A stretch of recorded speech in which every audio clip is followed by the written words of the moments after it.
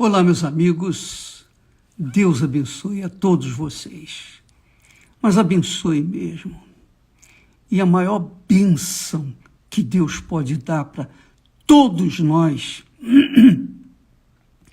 é o entendimento, é a libertação do nosso entendimento, para que a gente possa compreender, absorver, beber a sua palavra de forma compreensiva, de forma que a gente possa, então, saber o que Ele quer de cada um de nós.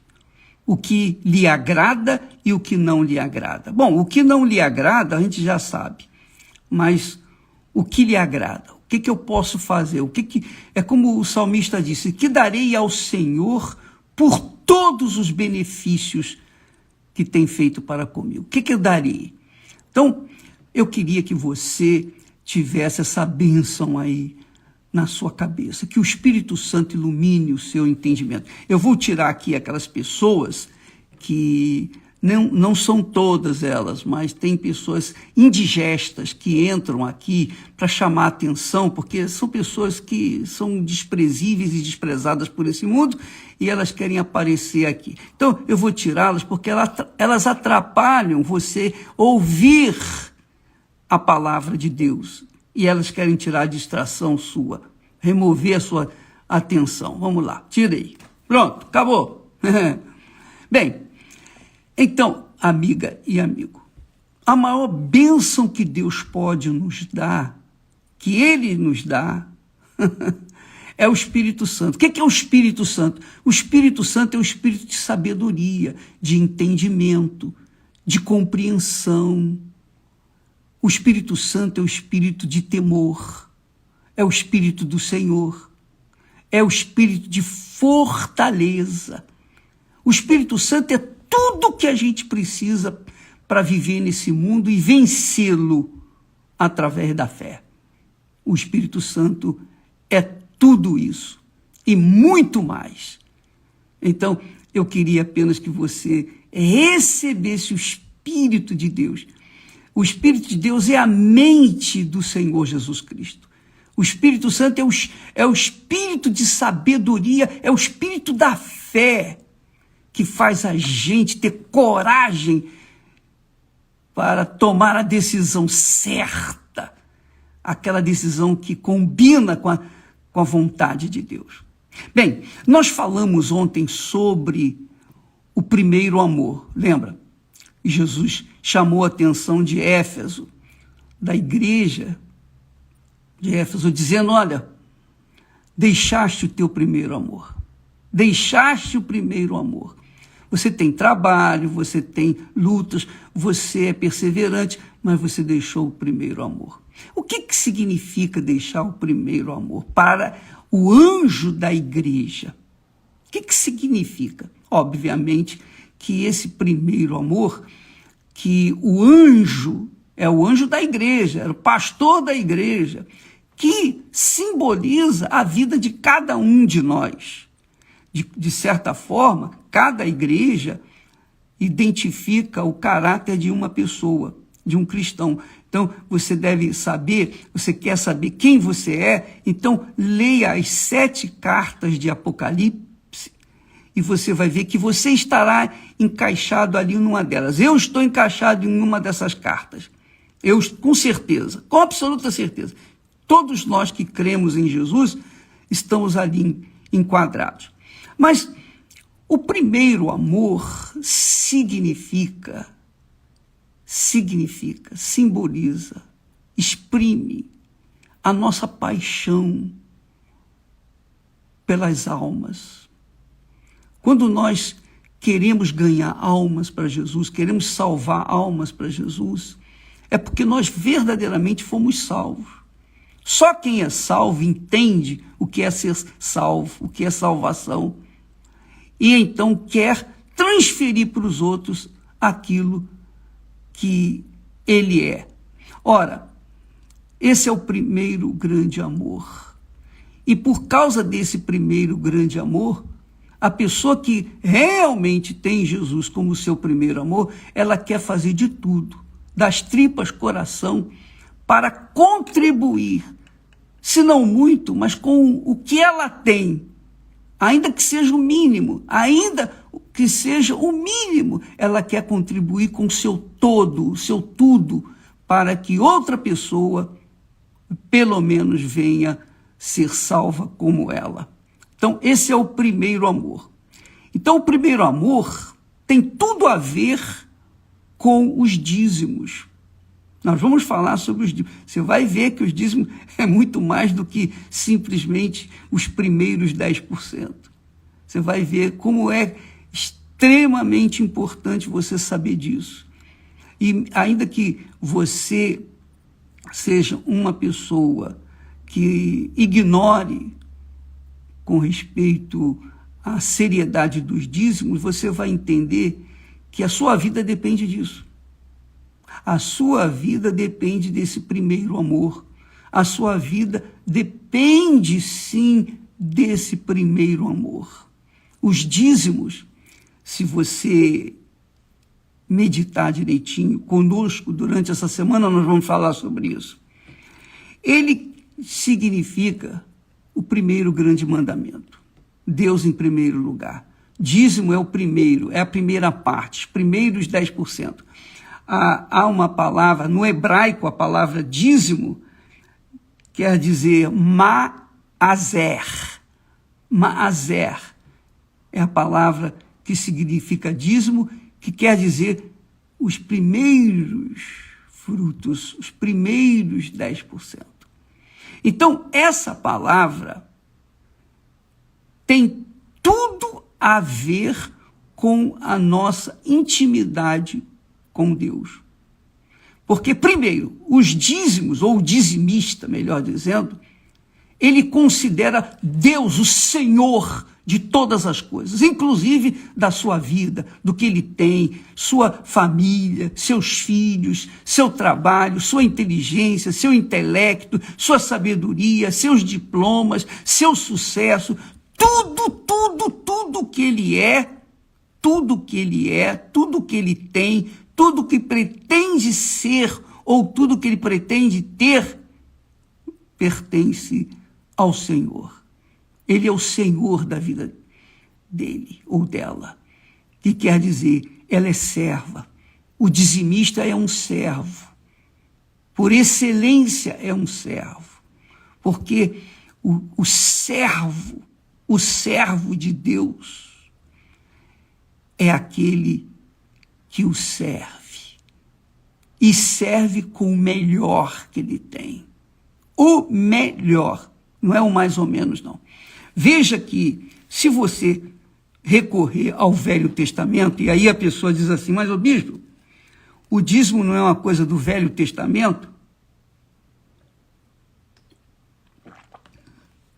Bom, nós vamos ver que não. Nós vamos ver que o dízimo foi antes da lei de Moisés. 400 anos antes de Deus dar a lei para Moisés lá no Sinai,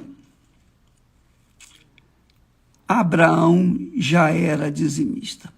Abraão já era um dizimista. Noé, quando saiu da arca, a primeira coisa que Noé fez foi plantar uma vinha e fazer a sua oferta a Deus. Primeira coisa. Porque a oferta, amiga e amigo, seja a oferta liberal, a alçada, ou os dízimos, o dízimo significa servo, serva de Deus. Simboliza o servo de Deus, aquele que considera Deus em primeiro lugar na sua vida. Então, quando a pessoa não é dizimista, ela não é serva de Deus, sequer filha de Deus. Sequer filha de Deus. Os dizimistas, o fiel dizimista é um servo de Deus. Veja, por favor, preste atenção no que está escrito lá no Velho Testamento. Para você entender o Novo Testamento, você tem que entender o Velho Testamento. Porque o Velho Testamento é sombra daquilo que viria, que o apóstolo Paulo fala. Ele fala nas suas epístolas que o que foi no Velho Testamento, o Antigo Testamento, o Antigo Concerto, a Antiga Aliança, o seria sobreexcelente com a vinda de Jesus. Então, veja o que diz o Velho Testamento para você entender o que significa dízimos. Deus disse assim, lá em Levítico, capítulo 27 e versículo 26. O texto é longo, se você ler o capítulo todo, você vai entender melhor.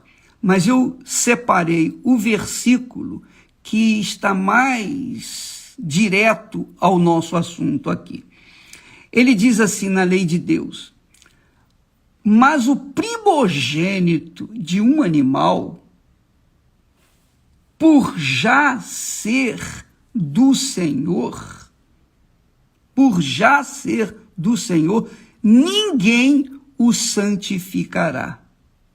Seja boi ou gado miúdo, é do Senhor. Quer dizer, Deus está falando primogênito de um animal. Já é do Senhor. Já é do Senhor. As primícias já são do Senhor. Você ganha, digamos assim, você ganha 10 mil reais. Os primeiros R$1.000 já são de Deus. Se você os devolve no altar de Deus ou não, são outros 500.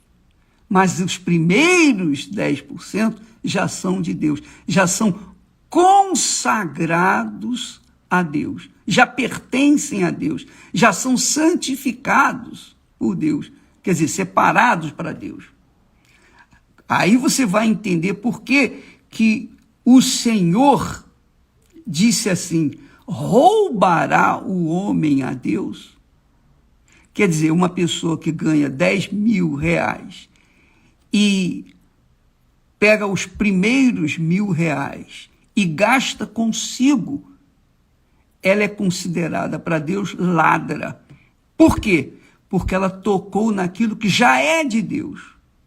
Já é de Deus. Já pertence a Deus. Já foi santificado para Deus. Se ela usa para si, ela está roubando a Deus. Ela está usando algo que já é de Deus. Ela está roubando ao próprio Deus. Ela pode ser honesta com todo mundo deste mundo. Mas se ela usa os primeiros 10%, ela já está roubando a Deus. Já está roubando a Deus. Porque isso já é santificado a Deus. Ora, se o primogênito de um animal já é do Senhor, imagine os nossos primogênitos. Não só o primogênito do animal, mas o primogênito de todo animal, o primogênito de toda a família. O primogênito tinha a primazia. Você sabe que o primogênito é o primeiro filho homem. Quando Deus recebeu a oferta de Abel, Abel foi justificado, quer dizer, foi considerado justo, foi considerado perfeito por conta das suas ofertas. Deus esperava que Caim lhe desse ainda o melhor. Por que o melhor? Porque ele era o primogênito. E como primogênito, ele tinha obrigação. Com licença aqui que eu estou recebendo um telefonema e eu quero cancelar. Minha amiga e meu amigo, desculpa lá, mas é que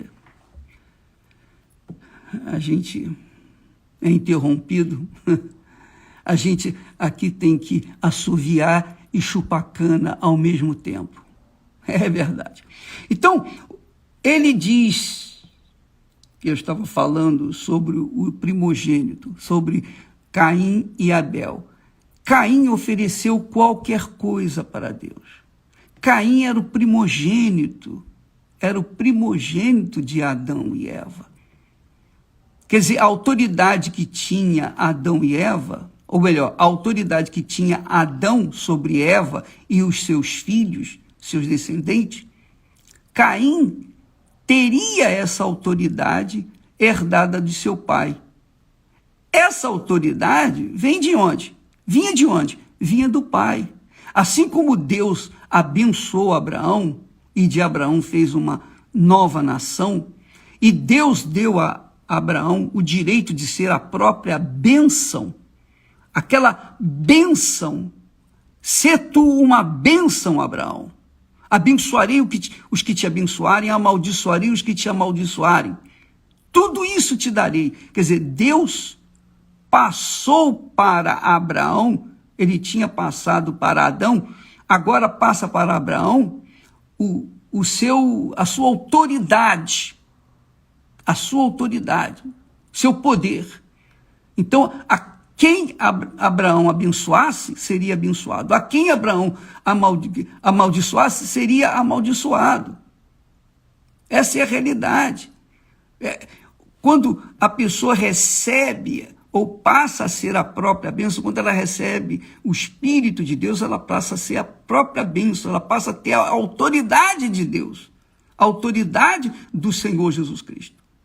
Essa é a bênção da primogenitura, é a autoridade do seu pai, que Deus passou para Abraão, e Abraão passou para Isaque, e Isaque deveria passar para Esaú. Mas como Esaú rejeitou essa bênção, Deus se aborreceu, Deus se irritou, Deus foi insultado por Esaú, porque Esaú havia rejeitado a sua autoridade.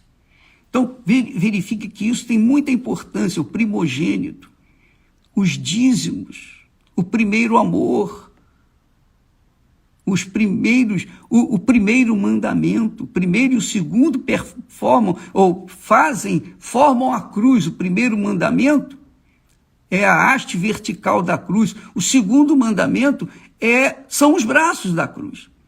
São os primeiros grandes mandamentos da lei de Deus. Então, o primeiro em tudo, significa que já é de Deus, que já foi consagrado para Deus. Então, Deus chama as pessoas que não são dizimistas de ladrões, ou ladras, melhor dizendo. Ele disse: roubará o homem a Deus? Todavia, vós me roubais e dizeis: em que te roubamos?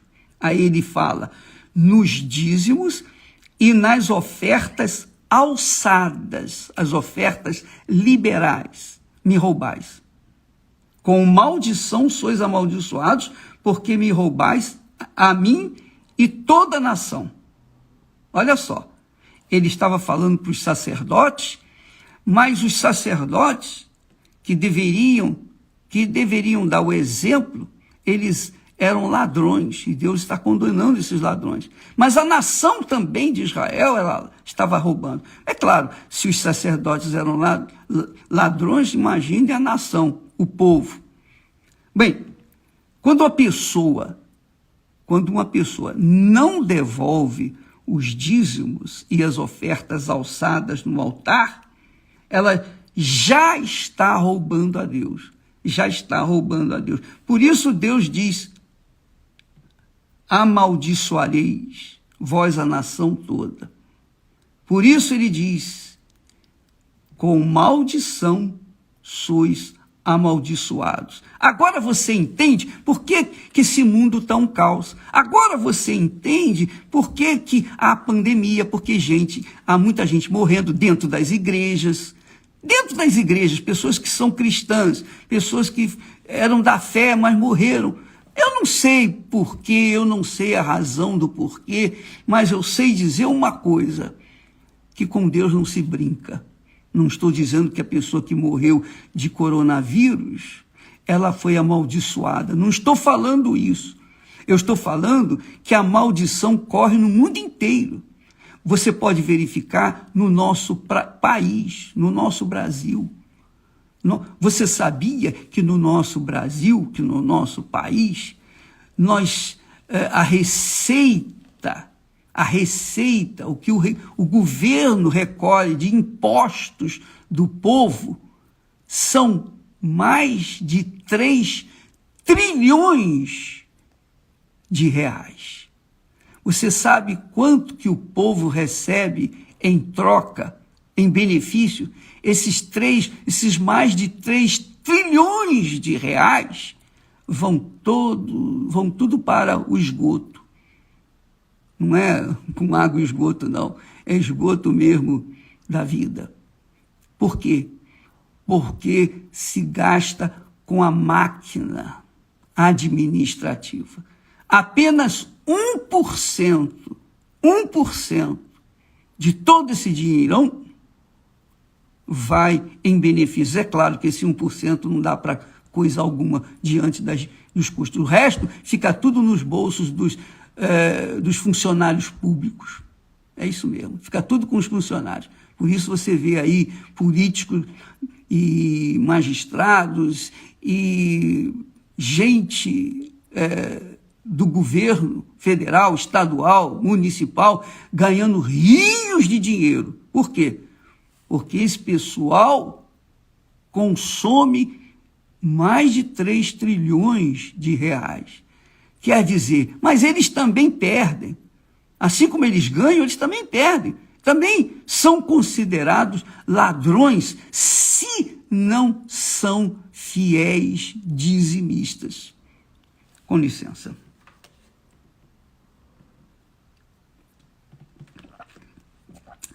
Aqui, Deus não deixa, por menos ele fala, roubará o homem a Deus?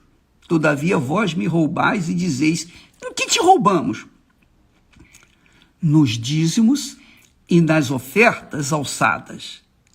Com maldição sois amaldiçoados, porque a mim me roubais toda a nação, vós, toda a nação. Então você verifica que quanto dinheiro, quanto que você, minha amiga e meu amigo, por exemplo, gasta que não deveria gastar.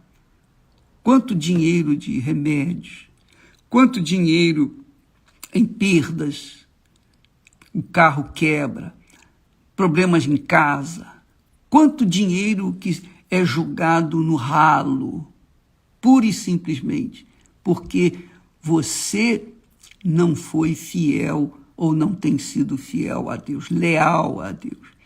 Quando a pessoa é leal a Deus, quando ela é fiel a Deus, e ela cobra de Deus, cobra, exatamente isso, cobra de Deus o cumprimento das suas promessas, ela toma posse daquilo que ela tem direito.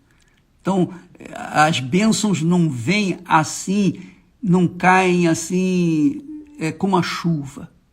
Não, você tem que lutar por elas. Jesus disse que o reino dos céus é tomado por violência. Desde os dias de João Batista, o reino dos céus é tomado por violência. E somente os que se violentam é que tomam posse dele. Então, nós temos que nos violentar, nós temos que ter o direito, nós temos que ter a fé, o poder, a força da convicção pessoal de que estamos fazendo o que é certo para chegar diante de Deus e falar, Senhor, está aqui escrito.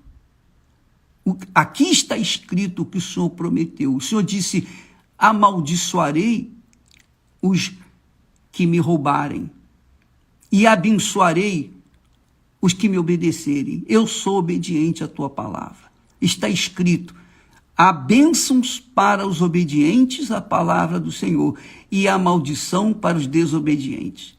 Então, se eu sou obediente, por que eu estou enfrentando essa situação? Por quê?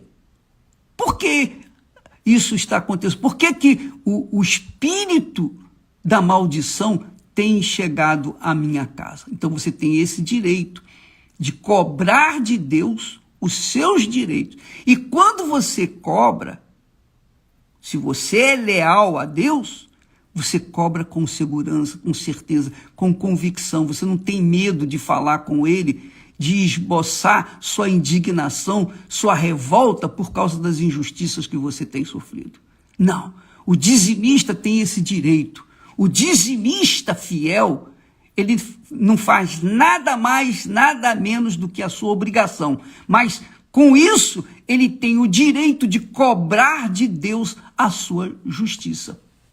Cobrar aquilo que ele prometeu. O Senhor disse: abrirei as janelas dos céus e derramarei sobre vós bênção sem medida. Ora, eu quero ver essa bênção. Eu quero ver se isso é verdade. Foi o Senhor que falou ou não? Se for o Senhor, isso tem que acontecer. E por que ainda não aconteceu? Aonde é que eu estou errando? Então, minha amiga e meu amigo, quando a pessoa devolve a Deus o que já é dele, ela está sendo, no mínimo, honesta consigo mesma e, sobretudo, com Deus. Dízimos e ofertas alçadas. Em alguns textos, em algumas Bíblias, não fala alçadas, ofertas alçadas, mas a oferta é alçada. No texto da Bíblia que nós adotamos, a Bíblia fiel, inclusive se você quiser a Bíblia fiel, comentada por mim, por nós, você pode tê-lo na Igreja Universal do Reino de Deus, qualquer Igreja Universal do Reino de Deus, ou na Arca Center, você pode adquirir essa Bíblia, porque nós ali falamos a respeito de muitos temas que têm sido confusos para muitas pessoas, mas quando você lê, você passa a entender. É óbvio que nós estamos falando aqui do Velho Testamento, do Antigo Testamento. Aí vem aqueles que são contra a lei, engraçado, aqueles crentes que dizem: eu vivo pela graça, eu não vivo pela lei. Tudo bem, você não vive pela lei, mas a graça está apoiada sobre a lei. Primeiro veio a lei, para depois então manifestar a graça. Mas a graça, minha amiga e meu amigo, não é de graça. Se a lei era dura, a graça é infinitamente mais difícil. Porque na lei era olho por olho, dente por dente. Era olho por olho, dente por dente. Se você cometer algum desatino, algum pecado, então você tinha que pegar um animal e oferecer esse animal como sacrifício pelo seu pecado, e você era perdoado. Mas, na graça, sobre a dispensação da graça, se você olhar, se quer olhar para uma mulher ou para um homem com intenção impura no seu coração, você já pecou contra essa pessoa. Você já pecou contra Deus, melhor dizendo. Só em olhar com má intenção, você já pecou. Qual é mais difícil? Eu pergunto a você, a lei ou a graça? O que eu quero dizer é que, sob a graça, o sacrifício nosso é muito maior, infinitamente maior do que os sacrifícios que eram feitos na lei. Mas nós nos apoiamos na fé, a fé, porque a graça sem fé não é graça, não existe graça sem fé. Nós somos salvos pela fé. Diz o texto sagrado, Paulo fala, sois salvos pela graça, mediante a fé. Então, Deus fala, o meu justo viverá pela fé, não é pela graça. Ele não fala, o meu justo viverá pela graça. Não, ele não disse isso. Ele disse, o meu justo viverá pela fé. Abel foi justificado pela fé. As suas ofertas o justificaram. Então, as ofertas alçadas, os dízimos, mostram que a pessoa, de fato, é de Deus. Ela é serva de Deus. E por conta disso, ela tem o direito,